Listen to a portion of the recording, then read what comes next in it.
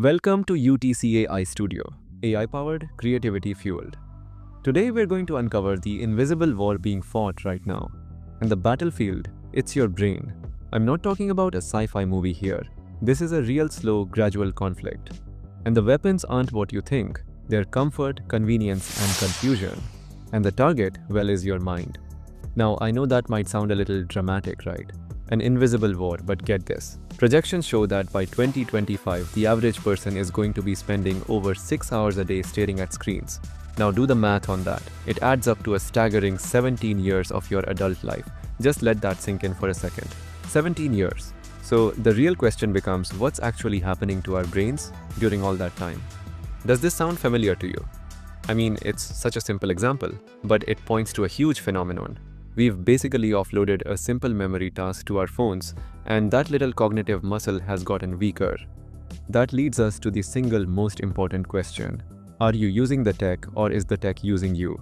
Are you in the driver's seat, or are you just along for the ride? Let's call it what the source material calls war for your brain. Now, this isn't some conspiracy theory about an evil coordinated attack.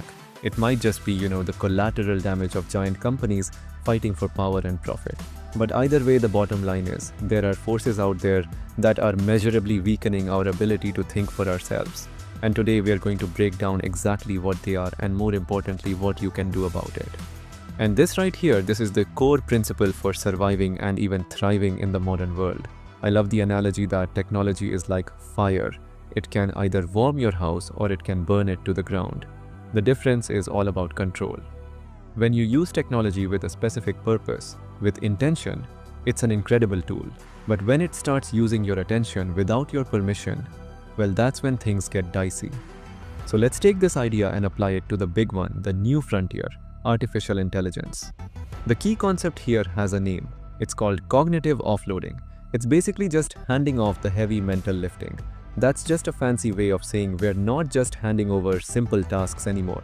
We're starting to hand over the actual act of thinking itself. And check this out. A fascinating study from 2024 at MIT's called Your Brain on ChatGPT decided to investigate this exact problem. Researchers basically wanted to see what happens inside our skulls when we use an AI assistant to do something complex like, say, writing an essay. They took a bunch of students and split them into 3 groups.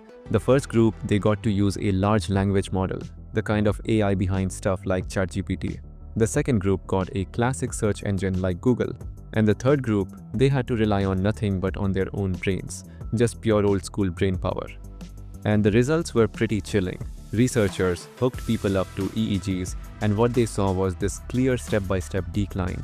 They measured brain connectivity. We're talking about the literal firing of neurons in the brain, and found that it just systematically scaled down the more help the students had. The AI group's brains were the quietest. They were barely firing. But here's the real kicker. When they asked the students to quote something, anything from the essay they had just written, over 80% of the students who used AI couldn't do it. They had no idea what it said. And this effect doesn't stop in classrooms. This isn't just about cognition. It's getting deeply emotional.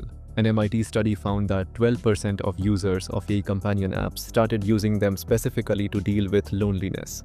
This isn't just about students writing essays, it's also happened to highly trained professionals too. There was another study on endoscopists. These are the doctors who are experts at detecting tumors. Well, after just 3 months of using an AI detection tool, their own natural ability to spot tumors dropped a lot. They were literally being de-skilled by the very technology that was supposed to make them better. When we step back, we realize this isn't exactly new. It's just happening way faster now. We've been on this path for a while. Think about it. First, GPS came along and outsourced our ability to navigate, to build mental maps. Then Google came along and basically became our external memory. And now AI is starting to outsource the big one, the actual process of thinking and creating. So, what's the big picture here? The real threat isn't some dramatic Terminator-style robot apocalypse. No, the much more realistic danger, according to researchers, is something way quieter. It's more like that old story of the frog in the slowly boiling water. They call it gradual disempowerment. And this is a quote straight from the research paper on it. The basic idea is that we hand over more of our small everyday decisions to AI systems. We are slowly, piece by piece, giving up our own influence over the huge systems we all depend on, our economies, our cultures, even our governments. It's not a big flashy takeover. It's a quiet, almost invisible transfer of power. At this point, it's pretty easy to feel like, well, we're cooked. But there is another way to look at this, a much more powerful way. Think about it. If all these incredibly powerful forces are spending billions of dollars just to capture our attention, that tells us something. Our attention is unbelievably valuable. We are not just cooked, we are worth cooking.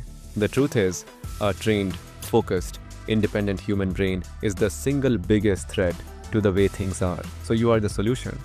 This really reminds me of that old fable about the baby elephant. It gets tied to a small stake, and as a baby it can't break free. It learns that the rope is stronger, but then it grows up into this massive, powerful animal that could snap the rope without even trying. But it doesn't. Why?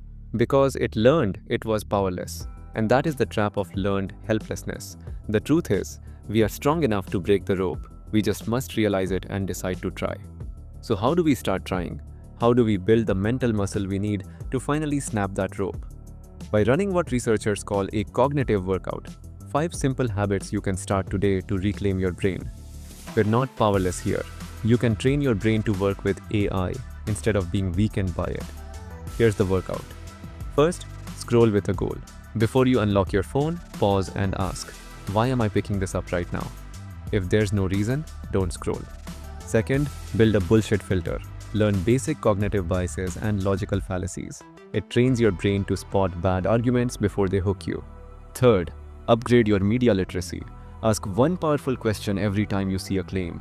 What evidence would actually change my mind? And if you ever wonder why this matters, this is the perfect example.